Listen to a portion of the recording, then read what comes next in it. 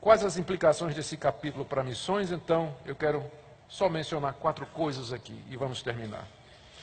Primeiro, nos lembremos disso, que a salvação só é possível porque Deus, na sua misericórdia, elegeu soberanamente homens e mulheres de entre os judeus e gentios. Isso, longe de ser um empecilho para a evangelização, na verdade é a base de missões.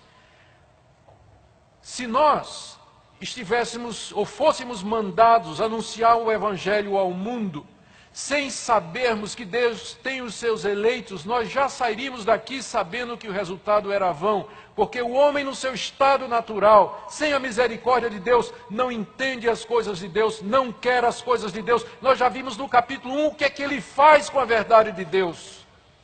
Então nós pregamos o evangelho e fazemos missões porque nós temos confiança de que Deus tem eleitos, de que Deus vai exercer misericórdia, que Deus tem uma descendência, tem um povo entre todas as nações. E é por isso que nós vamos fazer missões. E foram motivados pela doutrina da eleição soberana de Deus que os primeiros missionários foram. Calvinistas, muito deles.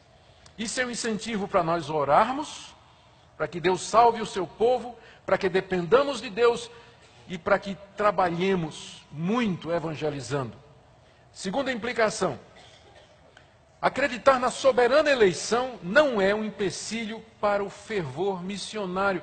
Vejam que Paulo aqui, ele defende a soberania de Deus na salvação, mas ele prefaciou esse capítulo dizendo da grande tristeza e da dor que ele sentia pelos judeus perdidos. Como é que um calvinista pode sentir tristeza pelos que se perdem, se eles sabem que em tudo está a soberania de Deus? A resposta é: pergunte a Paulo.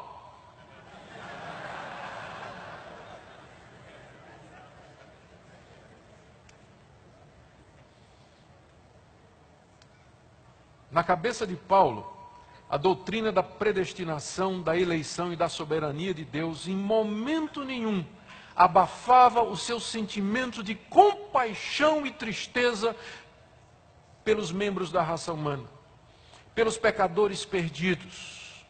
Você vai encontrar muitos calvinistas através da história, de joelhos, chorando diante de Deus, pela perdição da raça humana, chorando pela salvação dos seus compatriotas. Você vai encontrar David Brainerd, um dos maiores missionários do mundo. Leia o diário dele. Em lágrimas, pranto, jejum pela salvação dos índios. E não havia um missionário mais calvinista do que ele, que acreditasse tanto na soberania de Deus na eleição.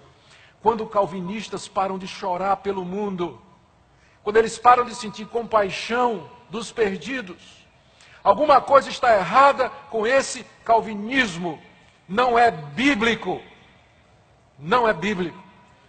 Se você, por causa da doutrina da predestinação, não consegue mais se preocupar com os perdidos, não tem mais interesse na eleição, alguma coisa está errada na sua concepção. Está errada na sua concepção. Quero contar aqui a história dos 2 fazendeiros. Um era calvinista e o outro era arminiano. Eles tinham, a fazenda deles era separada por uma cerca. Eram amigos. Todo fim de tarde eles se encontravam na cerca para conversar. E o assunto sempre era predestinação e responsabilidade humana. Um dia o calvinista virou para o arminiano e disse: eu não sei porque você não acredita na soberania de Deus. Olha a tua fazenda, vê que coisa linda, estas árvores, estes animais, essa grama, esse lago.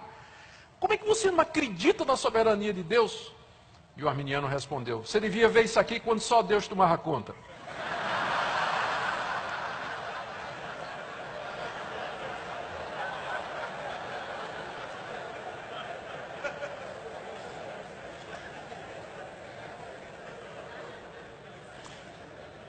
A soberania de Deus não anula a nossa responsabilidade, o nosso empenho para o trabalho de fazer o que tem que ser feito. Terceira lição. Meus irmãos, os que se perdem, eles se perdem por causa dos seus próprios pecados. Lembremos de Romanos 1, a ira de Deus se revela.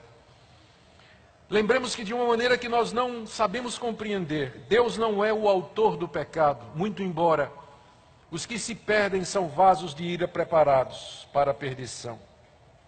E por último, ao eleger soberanamente quem ele quis, Deus também determinou o método pelo qual eles serão chamados, que é a pregação do Evangelho, capítulo 10 de Romanos, que nós veremos amanhã.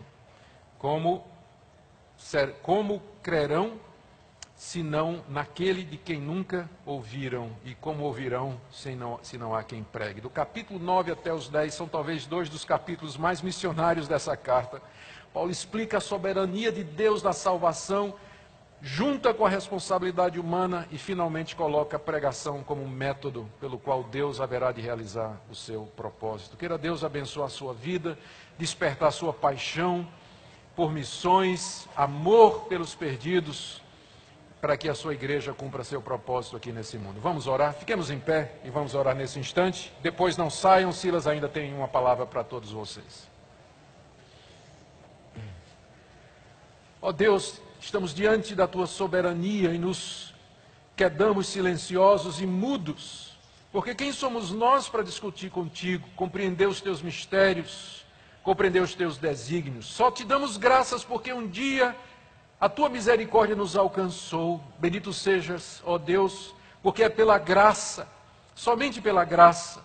E agora, Senhor, desperta em nós esse mesmo sentimento que havia em Paulo, de tristeza e compaixão pelos que se perdem. Senhor, não permita que a nossa compreensão da Tua soberania, em momento algum, abafe a nossa responsabilidade de evangelizar, de ter compaixão, de sentir tristeza e de buscar os que se perderam. Perdoa-nos quando isso tenha acontecido, quando nós devíamos ser o povo mais missionário da terra. Ajuda-nos, ó Deus, abençoa esta conferência em nome de Jesus. Amém.